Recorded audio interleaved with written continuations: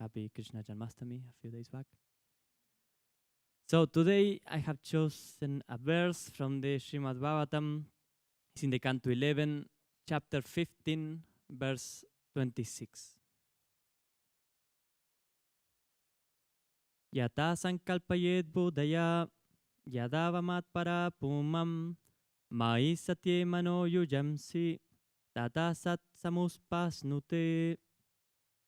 And it says, a yogi who has faith in me, absorbing his mind in me, and knowing that my purpose is always fulfilled, will always achieve his purpose by the very means he has determined to follow. So in this chapter 15 is Sage Uddhava, and he's inquiring Krishna. And he's asking him about the 18 major or perfections of yoga. And through these perfections in yoga, the yogi, the perfected yogi, can attain certain qualities. For example, depending on the yoga you perfect, but you can exchange bodies, you can materialize things, you can acquire whatever you will ever desire. You can free yourself from anger, hunger, and thirst. You can move your body at the speed of your mind. You can have the vision of the present, past, and future. You can see in these visions the death of other people together with yourself. But the conclusion of this chapter is that it's worthless. All of these siddhis, all of this perfection on your yogi, in your mystical powers, the siddhis that they can awake when you perfect the yoga, is useless if you don't use that for devotional service. Because, as Krishna says in the Gita, chapter 8, verse 15, having reached the highest perfection and attaining me, the great ones never again take rebirth in this world, which is transient and full of misery. And full of misery is called as dukkha alayam. So this world that the ego is trying to conquer, to feel at ease, to fulfill the pleasures, the desires, this world, we keep coming back. And doesn't matter how perfected you are in that pursuit, you will keep coming over and over until the point you actually develop a love relationship with God. And there is when Krishna promises you that this time you will not come back and you will live eternally with him. So why I brought this verse is because many of you know about Swami Pepe. He's in the Swami Vijaya. He's in the clinic because he has a complication, a medical condition. I think it was a stroke or something like this. And he ended up now in a rehabilitation clinic. And I think 1 week ago, we went to visit him with Guruji. And I speak about Swami Vijay because for me, he is one of these examples of what Guruji was speaking during the Narada Bhakti Sutra about not wasting even 1 second of your life in trying to develop that perfected relationship with God. To not stop even 1 second of doing devotional service. As you know, Swami Pepe is an elder person, but when you can see him, all the time he's doing seva. Not even in 1 second he stops. He's always reinventing himself in things that he can do actually to help people to develop a love connection with God. He never stopped. So when we visit him, and was funny because actually I wanted to go since few days back, but I could not because we were practicing the play of the Gorakumba. And so I said, okay, it's in the same time than the rehearsal, so I will not go. And 2 days after, um, out of nowhere, I think Guruji was asking some Prabhus, who could we take with us to see Swami Pepe? And I think Rishi Samava says, oh, why not Aditya? So they called me, and Guruji himself invited me to go to see Swami Pepe, even if I could not because I was busy the days before. But when we arrived, we took Swami Pepe, we went around, we went to drink something. And in this cafe area, we were talking about some difficult situation of the world today. That you may all be aware, some complications in this reality in some countries. And Guruji said that that is actually the problem. That people keep searching for happiness in this realm, not knowing that ultimate, this place is a place of misery. Because of this, trying to fulfill desires, and in the moment you acquire what you were looking for, then you want something else. And this insatisfaction creates behaviors in people that actually goes against Dharma in the end, because you want to conquer everything. So this was the first insight of Guruji on this afternoon. But actually what called more my attention is that then we went with Swami Pepe to walk around. He's in a wheelchair. So we were walking around this beautiful place. We went to a park. And Guruji himself, he wanted to pull the chair of Swami Pepe.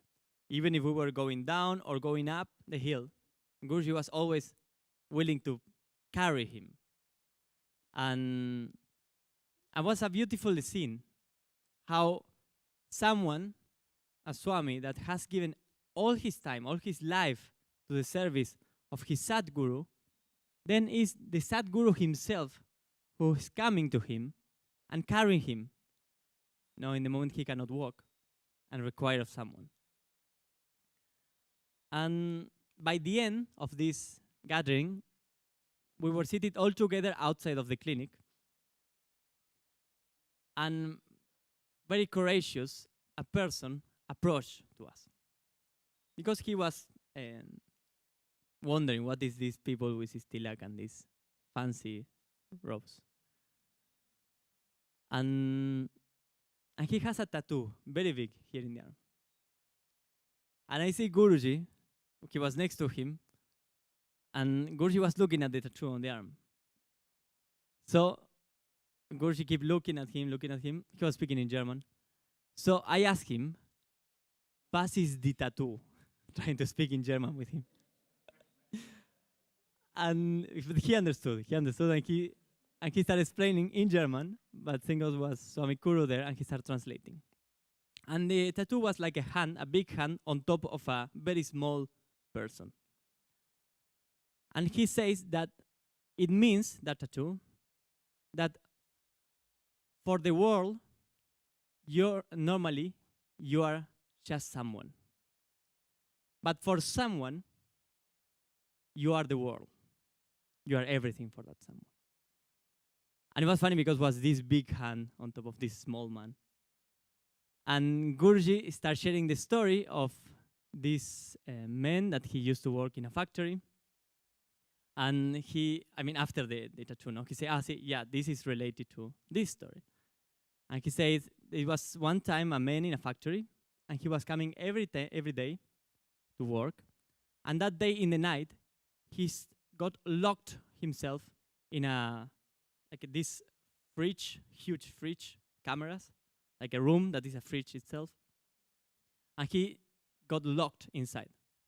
And he started getting freezed, and he was going to die. But a few hours later, they opened the door, and was the guard of the factory. And this person asked him, how did you manage to actually find me here? And the guard of the factory says, well, every day when you come inside of the factory, you say hello to me. And then when you go in the night, you say goodbye, and you smile at me. And you are the only one that actually is doing this in the whole factory. So this night, I was waiting for you to say your goodbye, and you didn't came. So I was worried, and I started looking for you. And then I find you here. And the best thing on this, I think, of course, in the human level, is beautiful. But it's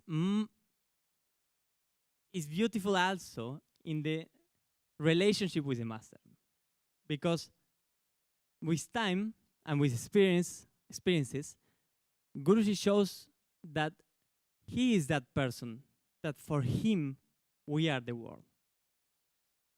He is that guard, that he's always checking, always thinking also on us. Of course, we are trying to make our Sadguru the center of our life, to have this single-pointed devotion. But for him, we are that. For him, we are the world. Each of us. He doesn't divide himself and gives a little bit to each. No, he multiplied himself. And related to this was a funny story, because a time ago in Mauritius, a few months back, appeared this random Mataji. She's from Switzerland. She's very funny. She has 20,000 experiences with Guruji. And she came one day, and she was speaking with all of us. We're trying to record her. We could not. She doesn't want. But then she left.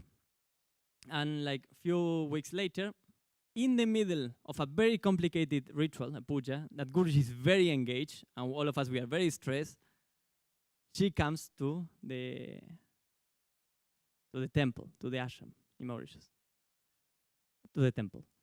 And then, in the moment she comes, is one of the worst moments.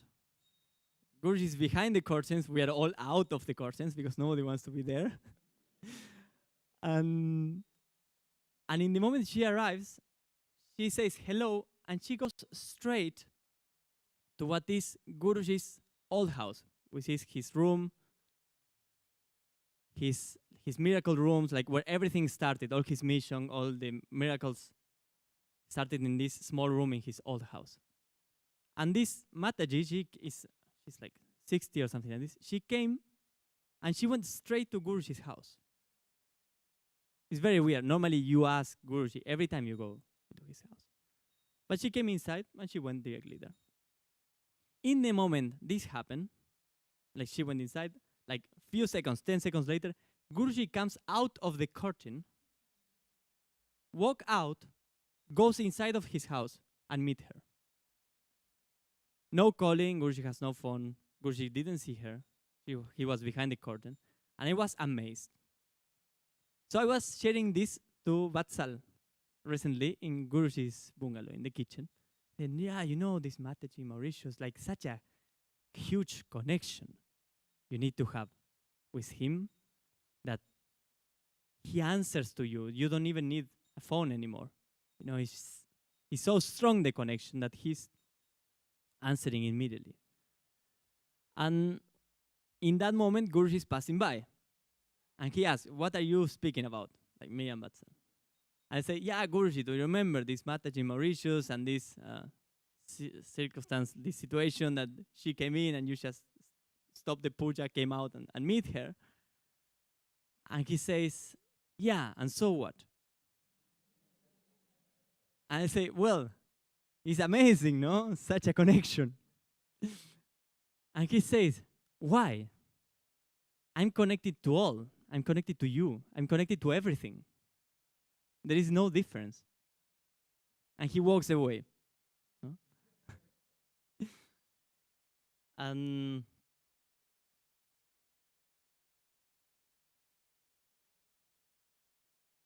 so many times I lose that awareness, that he's always connected, that he's always answering in one way or another.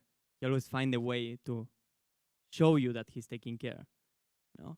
But at the same time, and this connected with the Narada Bhakti Sutra now, he spoke a lot about the tests of the master.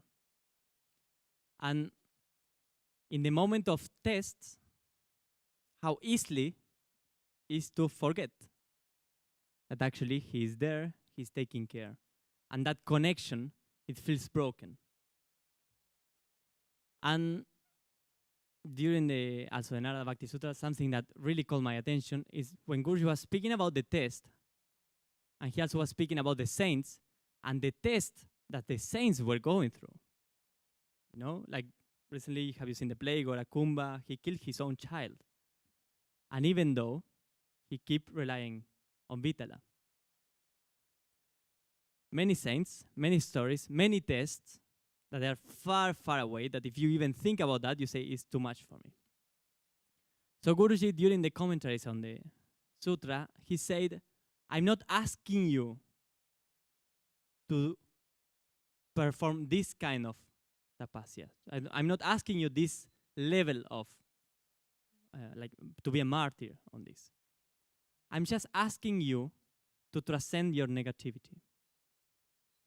That's the test, the biggest test that for some reason Guruji is asking us to do. And that's what I took away from this Narada Bhakti Sutra, because we think we are surrendered, we think we love him, we think that connection is strong, but then something always happens. Always. Because that's his test. That's why he's omnipresent and why all of us, we are here and we don't live with him, right? But we all know, I guess, that in those moments that we feel that extreme, supreme connection with him, something happens and is tested. And then we have this choice after, like we keep trusting, as Gorakumba, after a huge mess he have done, he keep trusting that Vitala is there or not. So, yeah, all of these CDs, all things can awaken the path, but I think the most important is that supreme connection with Guruji, and keep trusting, doesn't matter what. Jai Gurudev.